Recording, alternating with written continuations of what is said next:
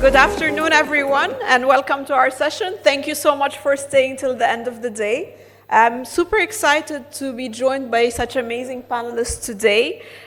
We have a very diverse group of leaders here from beauty, fashion, sustainability, technology, and retail innovation. What's also super interesting is we have a mix of very established businesses and young businesses doing exciting new things that no one has heard about. So we're surely going to have very exciting conversation. Back in the lounge, we also exchanged promo codes and discounts. Apparently, this is what we're here for in the event, so don't be afraid to ask as well. So we're talking about a very exciting topic. I wanted to share some statistics before we get started. Research is showing globally that 60% of consumers are opting to buy from brands that take a stand on the topics that they're interested in and the views that they share. And in terms of ROI, they're also exhibiting 3x the times of growth. What we see for the GCC is these shifts are accelerating, as is usual for our part of the world, thanks to the movement of Gen Zs and the expat communities of millennials here, driving demand and accountability from the businesses. So in today's conversation, we will explore how is it reflecting across different sectors? What do the different stakeholders feel, and what are they doing to make sure that their customers are loyal to them and understand their purpose. So let's get started by hearing from our panelists. I'm very excited for them to introduce themselves and tell us a little bit more about how you are redefining retail beyond transactions and just looking at top line. Let's get started with Samina. Closer. Okay. Hi, everyone. I'm Samina Gori. I am the Deputy CEO of Kaya Clinics. Some of you might have heard of us. Some of us may know us for a very long time. We've been in the region for 23 years. We are an aesthetic dermatology clinic from the start. And what we're doing to redefine ourselves is to make the transaction more a personalized service. So this is the way that we are redefining. I'm the general manager for Al Jaber Optical, and we like to consider ourselves as your local favorite opticians. With more than 30 years in the business in the UAE, we just celebrated 2 months ago opening shop number 70 in the UAE. And other than that, we have also another 20 locations for doing eye test for driving license. So in total, we have more than 90. We like to be a pioneer in this field. In 2019, we were the first optical company in the Middle East to launch the mobile bus service as well. So today, if you don't have time to come to us, don't worry, we can come to you as well.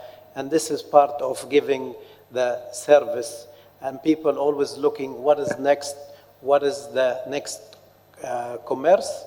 We see a big shift also in the quick commerce. For today also, we are the biggest partner, and you can order your contact lenses and get it within 20 to 30 minutes from Talabat or InstaShop or Noon as well. We like for you to focus on your vision and clarity, and that is why we are the partner in that for you. Thank you. Good afternoon, everyone. My name is Mayank Srivastav, and I work with Tata Communications. With Tata Communications, we are the technology arm of the renowned Tata Group, which has been in the business and been serving nation for more than 100 years, started off in India. Apart from that, in Tata Communications, what we do currently is that we are enabling enterprises to just move beyond the transaction and deliver more on the customer experience approach, make customer journeys much more effective, and make the buying process much more simpler and effective for the buyers. Apart from that, just a quick trivia about Tata Communications is that 33% of the internet, which is getting delivered in the globe, runs on our infrastructure, which is a huge feat for us, which means that all the subsea cable, the connectivity you see across globe from different continents is backed by Tata Communications, which is a very proud thing for us. And we are very, very excited to go see how we can actually go ahead and make some changes and deliver some impact on the customer technologies, which we are working on the retail and e-commerce side. Thank you. Hello, everyone. My name is Musbah Al-Khadim, Regional Manager at Udu Middle East. Odoo is essentially an ERP. We're a Belgian company, started out almost, I want to say, 23 years now. We're over 1,000 employees strong here in Dubai. We've been working with various industries across the region. Retail is essentially our bread and butter. With our clientele, we essentially focused on centralizing operations under one single solution. In many instances, the problems our customers face with their customers is the ball falls through between two separate systems or 3, 4 separate softwares. And this is essentially the key we found as an advantage with us solving these problems. So essentially, the transaction doesn't just end by the customer walking out of your shop or transacting online. It also follows them. So for example, a thank you note goes a very long way. I always like a text on WhatsApp saying, thank you for shopping with us. You remembered me. Here's a coupon for next time. There is also, in terms of loyalty programs, wallets, and so on and so forth. We've built such solutions, and this is what we found that really tracks with our clientele beyond the transaction. Thank you. Thank you. Over to Latish. Good afternoon, everyone. My name is Latesh Radhakishan. I'm the Managing Director for Threads Middle East. For those in this room who have children and are still going to school, you've probably heard of us. We supply and provide uniforms to around 75 to 80 schools. We cover about 160,000 students over a period of 3 weeks. So we're very busy in our stores. And obviously the pain point for all parents is having to queue up and be in the stores, and we are focused in making sure that we make this journey seamless, try our best to achieve the objective that the parents have come for, and at the same time, we are now focusing on making this a one-stop shop, back-to-school store. In doing that, obviously, we strive for perfection, which doesn't really exist, but we really do try, and that's what we've been doing. I've been in the region for 15 years, worked with the likes of Landmark Apparel Group, where retail efficiency is 100%. We strive for conversion, and this is what we're trying to bring to the business. So yeah, Threads Middle East, and for those parents, we're there. And I'm the founder CEO for the Gaia World. Gaia World is a sustainable fashion retail brand headquartered in the UAE. We started 3 years back as an online store, and now we have 2 physical stores. One is in Dubai Festival City Mall and the other in Wafi City Mall. If I have to say one thing that sets us apart from, or rather I would say that redefines retail from normal sales, is our responsible shopping environment. By this, what I mean is we make small batch products, our designs are timeless, and we make comfortable and easy clothing. Thank you. Hello everyone, my name is Hawa Taif. I'm the CEO and founder of Le Petit Marché Home Furniture. I wear 2 hats today. I'm a retailer, and I'm also the GCC distributor of premium, sustainable, and ethical furniture for children. We shape childhood where ethic and beauty is never compromised. And I'm very honored to be part of this table with amazing people. I'm also very stressed. So I'm going to keep my eyes on my note. I want to say also that we have a global institution where we build bridges between the handcraft and artisan and underprivileged kids, giving them access to entrepreneurship. And all our products are based on social impact. And I think that this is what we're going to be talking about today in some form or shape. Hi everybody, my name's Sally Madison and I'm the owner and founder of Mint Market. It's a purpose-led retail platform that champions small independent brands in the UAE. Mint Market was founded in 2021 in the Sustainable City and has been a passion project that has grown organically. We now have over 1,000 small businesses on our database. We are growing 100 brands per month, and 50% of those are made in the UAE, which I think is very special. We support homegrown brands through our pop-up events that move around communities. Last year, we partnered with 13 venues across Dubai and Abu Dhabi. My background is experiential marketing. So we make Mint more than just a marketplace. We include workshops, guest speakers, entertainment, activities, and sponsors. In May, we launched our e-coms platform, mintmarket.ae, where every product tells a story and every brand meets our mint musts, which include homegrown, cruelty-free, ethically sourced, sustainable, and all have licenses. Hi everyone, my name is Rana Say. I lead the strategy and insights for Silla Insights, and basically we use AI and technological advancement to help clients unlock innovations and future-proof their brands. Our expertise is online research. We use all the digital tech enhancements, search, social, reviews, and everything. And we use different ways like semantic analysis, picture and video understanding to give a bigger picture, a fuller and a holistic picture of what's happening for you to unlock trends and everything that's happening in your industry. Thank you. Thank you, Sally. And with this, I would love to pose a question to Awatif around purpose and community. So quite often we talk about purpose or mission more as a marketing gimmick or as an idea.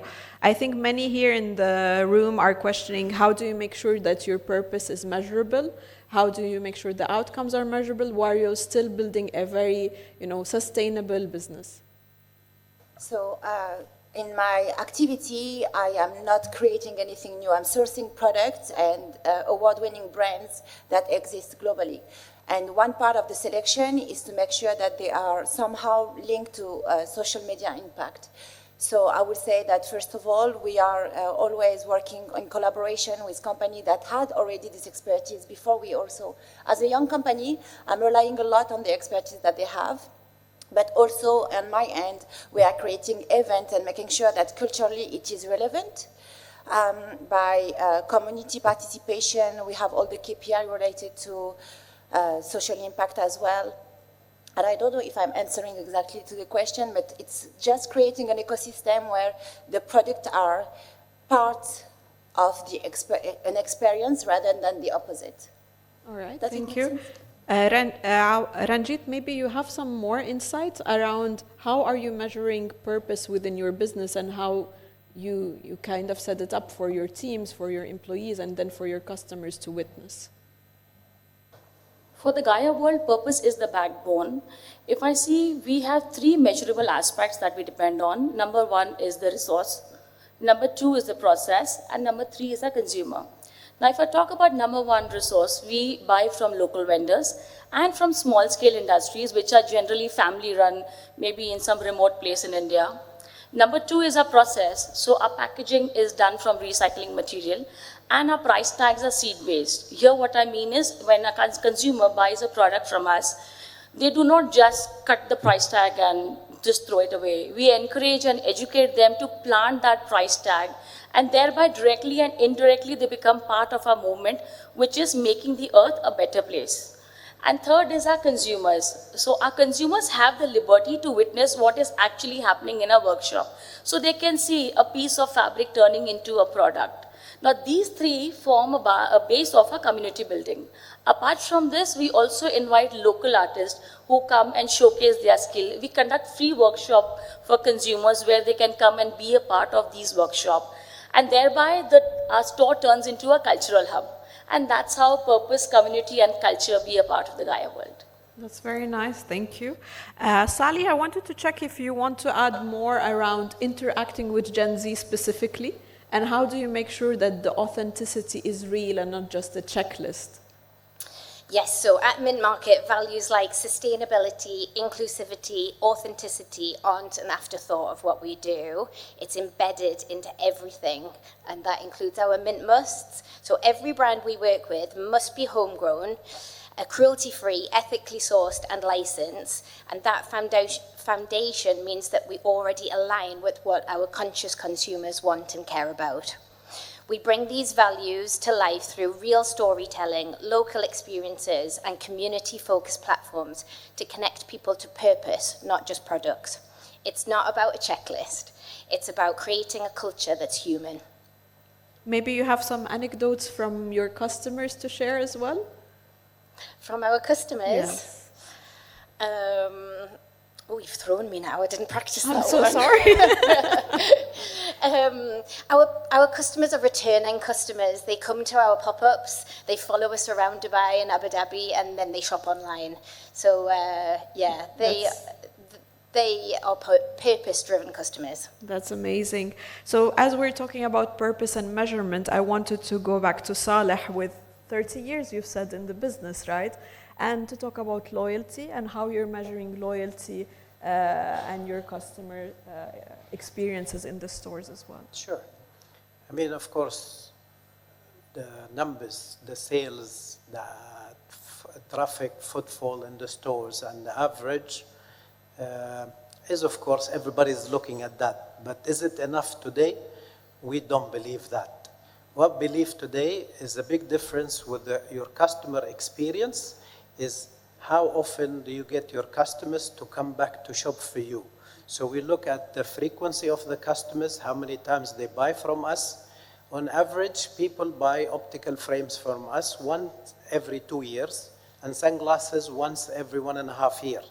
But that's why we also do a lot of the free eye test to make sure they visit us regularly. And this way helps us with the word of mouth when they refer other people to us. So we like to measure that KPI for me, the customer retention. Now today you have the e-commerce and you have the quick commerce. We do a different KPI there.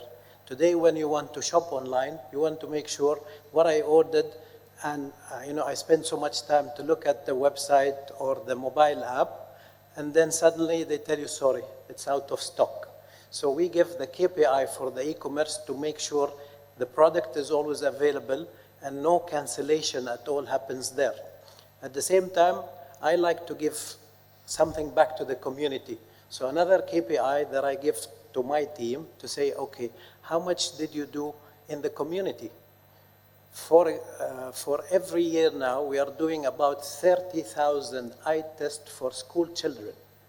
And it gives us pride that we saw about today, 20% of the students, they need vision correction, whether they are wearing glasses or no. And this really helps the people. The parents, they might think, oh, my kids are doing bad in grades, but it's actually, they're not able to tell the kids today. If you see your kids are sitting near the TV, is not the TV will make their eyesight bad. It is an indication for you. Take them to your nearest optical store. They need glasses, but they don't know how to tell you that. And today we like to do a lot of vision screening campaigns, with the labels. And today we are doing a big campaign with the Ministry of Health. We just concluded one for the last 3 months where we did testing for 6,000 labels in Sharjah, where we are giving back, and whoever needs vision correction, we are giving free glasses from our side. So it's always helps. You need to look at certain things and give back to the community as well. That's super interesting. And by the way, my son had a similar case. So for 2 years, we thought that he had a learning challenge to start reading. And then we discovered he just needed glasses, and it was life-changing for him. So I think what you're doing really makes sense. So true. We are even launched recently now filters, whether it is yellow or orange or different filters. It helps people in driving in the evening. They face sometimes problem, and we have even launched now a filter to help people with the color blind. So now they are able to get 80-90%. So I also give the people my supply chain always try to source for us new products to help with the people to see clearly and with the vision as well. Very interesting. Rana, what kind of new KPIs are your customers measuring, and how are you helping them? So we have a very different way of looking at KPIs now, given that we study the online world, and we really do believe that the online world has a lot of weight. Whether you have an online presence or a big online presence, we really do think we need to put a bit more weight on what is happening online. And we've created some indexes and some ways to kind of study what's happening to measure loyalty and trust. One is what we call a belonging score. That's how much people are saying my brand or my go-to place, or this is where I belong, or this is where I connect most. And because we're able to read, different Arabic dialects, we're able to actually have volume coming from that.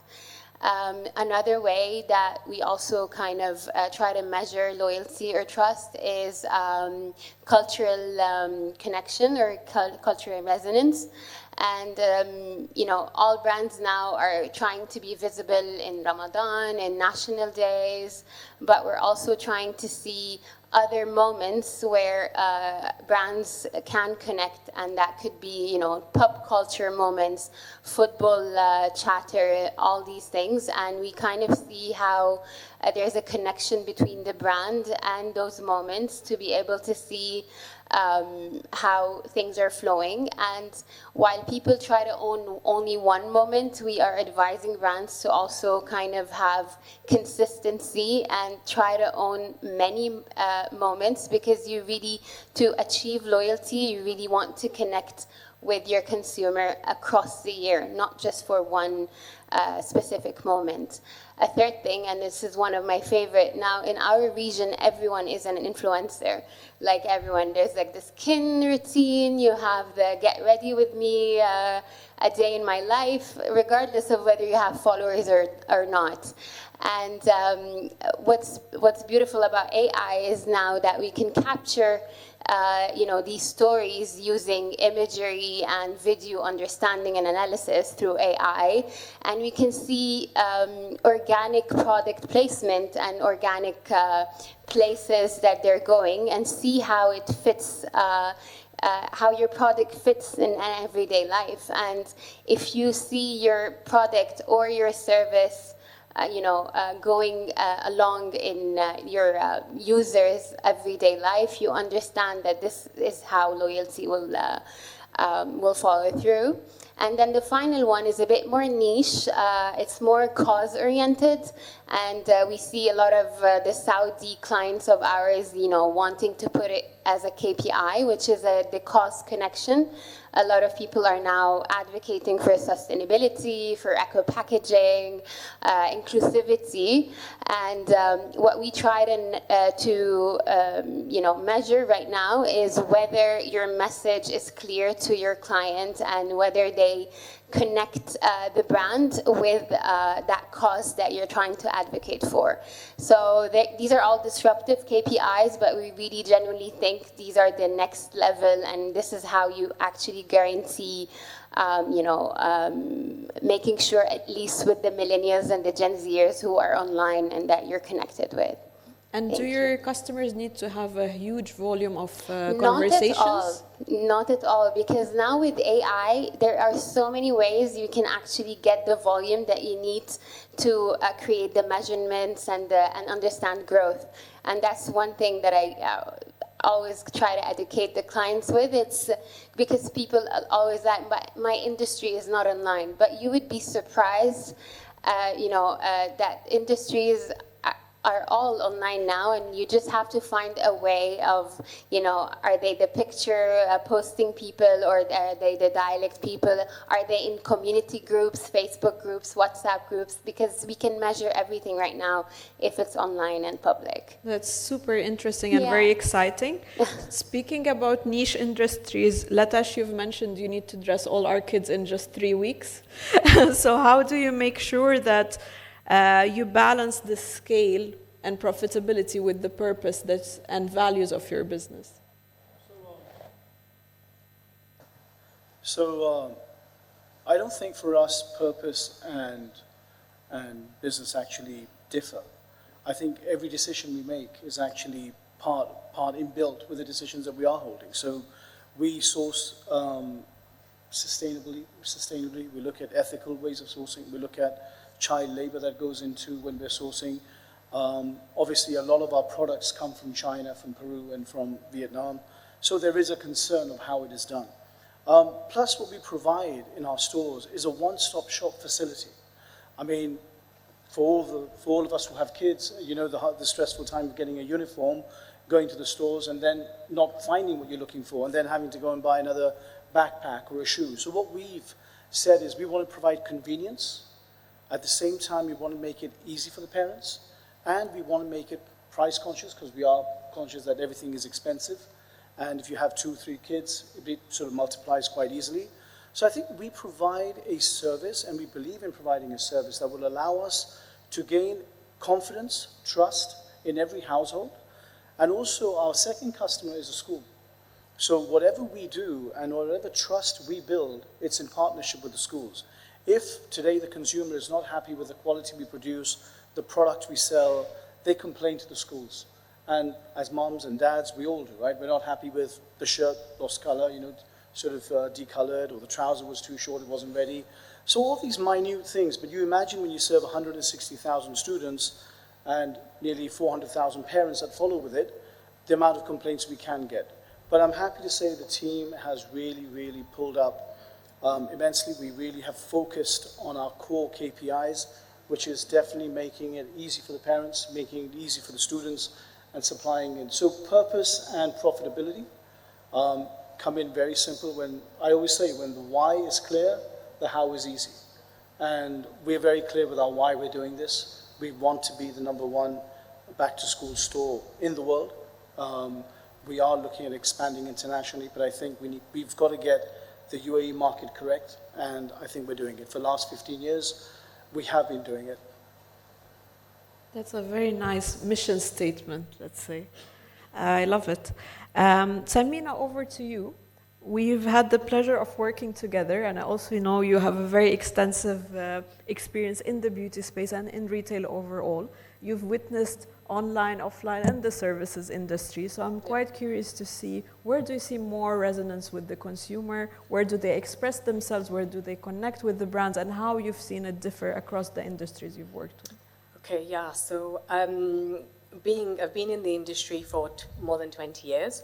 I've seen beauty, I've seen e-commerce, and now I'm in a very different space where it's a service industry. We can't sell this online. So we have to figure out how to match what's happening in the AI revolution, what's happening with Gen Zs, what do they want, as well as having a clinic experience. So we're trying to, let's say, give a seamless experience. You're still, at this stage, you still have to come into a clinic to get a treatment done. There are trials in the US right now where you have robots injecting you with fillers and Botox. So it's going to come. It's just not here right now. So eventually this will happen. And we're introducing tools around the AI space where it kind of gives you a little bit more information, and it gives you less pain and you're out faster. So our industry is seeing something that most people want. They want things like quick commerce, but we cannot give you a quick commerce. However, we can give you a treatment that was traditionally an hour in 5 minutes now. You don't have to have things like numbing cream before you have injections. There are simpler things now that you can do, so you're in and out very fast. Similarly, in terms of, let's say, online. So a lot of our appointments are booked online. We are in the process of introducing an AI app. The AI app, we're a client, and sometimes we walk into a Kaya, and one of our panelists walked into a Kaya clinic not knowing what they were expecting, and now is a regular customer. So sometimes you don't actually know what you want. You just assume you walk inside an aesthetic clinic, and it's for a Botox and filler. So we have a very stereotypical view of that. We at Kaya are changing this, and we want you to be a better version of yourself. This is the most important thing. So we cater from the Gen Z who don't want to talk to people, so they want to go online and they have an issue, so they want to talk to somebody. So we're developing an AI app where you can talk to the chatbot. I have this issue, what can I do? And it guides you.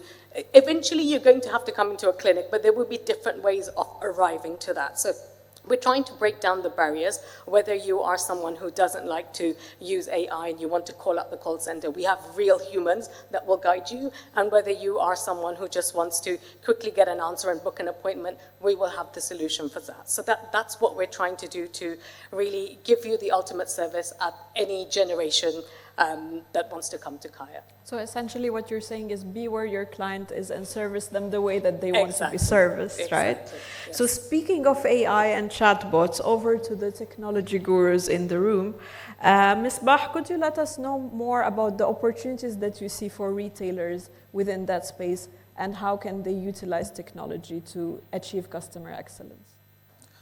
Sure. See, the thing is, what we've been seeing, us as an ERP provider, we have a very unique perspective where we see everyone, right? We operate everything and we work with everyone from small businesses, literally booksellers on the street, they can use Odoo, all the way to 50,000 employee conglomerates, they can use Odoo as well. So what this gives us as a perspective, and we see essentially that very broad range across different industries and across different countries and so on. Now, when it comes to the use of technology, what we've noticed is that sometimes businesses jump to, I want to use AI. Yeah, but you need to get your basics right first, please. Like, listen, we have AI, we'll implement it for you. We have agentic AI, now it's the new buzzword, it'll do this and that and so on and so forth. But right now your delivery is not on time. You have orders missing. Your sales team is not following up with customers. Your customer support is not working properly and so on and so forth. So this is where we saw the use of, again, AI. Someone needs to ring a bell every time we say AI. The use of AI became useful to assist, right? So for example, I'll tell you what we've done. For us, we offer technical support to all our clients for free. No questions asked, as many times as you want. However, we've noticed a lot of these questions are frequently asked. Common stuff. So the customer raises a ticket, waits a day, maybe two, and it's something very trivial. If you had some sort of an AI bot to ask that's actually smart enough, and that's essentially what we've done. We've built an AI agent, and believe it or not, and this is public information, you can verify this information, we have publicized it, we've cut down waiting times by like 40%. Literally, and we actually published the graphs of the assignation to resolution time of the graphs, and you can just see a sharp decline because a lot of the tickets were trivial. So when it comes also to retail, in many instances, I want to change the delivery address. I went to the shop, I bought 2 items, the third item's not available, you're gonna deliver it to my house, but I put the wrong address or so on and so forth. Now they can try to call the shop or they can email and so on and so forth. Sometimes an AI bot helps you doing that, or at least gets you 90 way of the path. So this is where we've found the use of tech, and specifically AI, become useful is when it's helping you bridge those gaps in your basic needs. Now beyond that, that's when you start to say, okay, I want to see how many of my returning customers keep increasing their spend. So in some industries, that's a good thing. You want to see, for example, how many of them, is there any danger of losing a long-term customer? Because now he's, the time between them purchasing from me is becoming longer and longer. So take Al-Jaber Optics, right? So to you, the cycle is every 1.5 to 2 years. You notice someone hasn't been around in 3 years. Why? A story I like to give is there is a business that essentially delivers pet food to your house. So it's a subscription business, of course, like everything. And they deliver food to your house. Now, the moment you stop ordering, they send you an email, they ask you why, and if it's because sometimes, unfortunately, your pet passed away. So what they did to retain customers long term is they said, they send you literally a gift basket and a 1-year free subscription. And this all comes back just because they paid attention that this customer stopped ordering. So this is where I find AI can become useful, analyzing those details and finding those opportunities. That's quite interesting.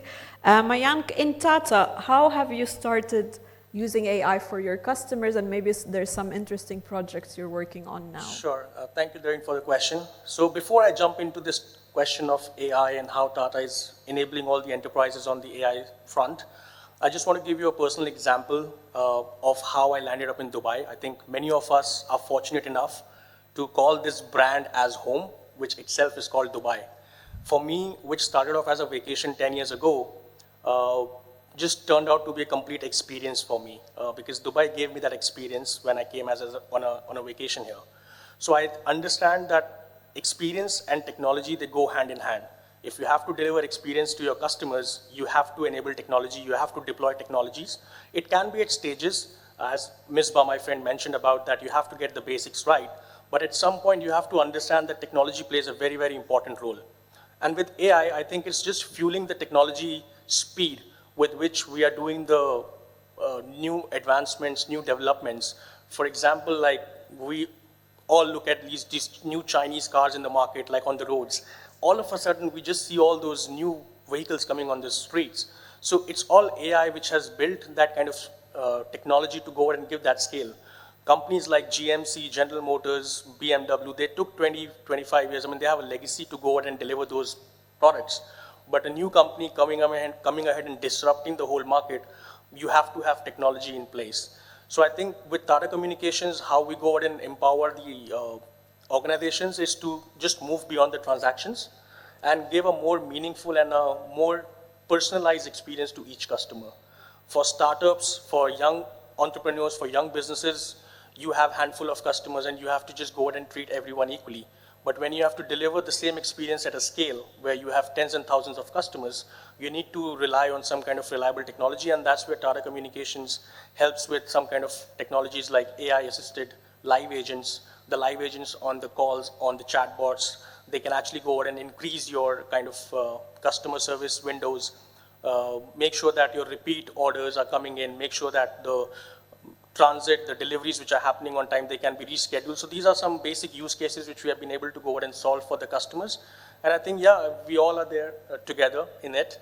I think your success is our success. So I just want to close with that remark. Thank you. Thank you so much, Mayank. And with this, we're almost out of time for our panel. So maybe we can take a few questions from the room, if there are any. No questions. I think we've covered everything then. The silence is deafening. Yes. Thank you so much to our valued panelists. And thank you for staying so late with us as an audience as well. Thank you, Darren.